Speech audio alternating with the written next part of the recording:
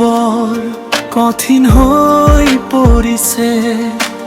ইফালে ঘৰৰ দায়িত্ব, সিফালে নিজৰ সপোনবোৰ সকলোৰ বাবে হাঁহি দিও, কিন্তু বুকুৰ ভিতৰৰ ক্লান্তি কোনেও নেদেখে, দিনবোৰ পাৰ হৈ যায়।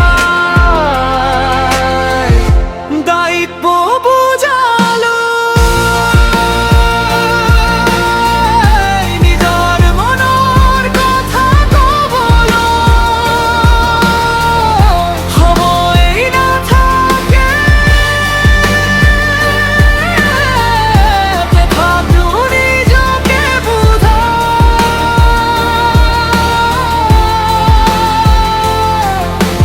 ধৈৰ্য ধৰা হয়তো এই কঠিন পথটোৰ পিছতে অলপ শান্তি।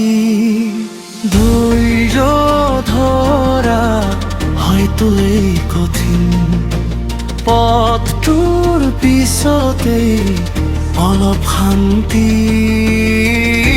অপেক্ষা কৰি আছো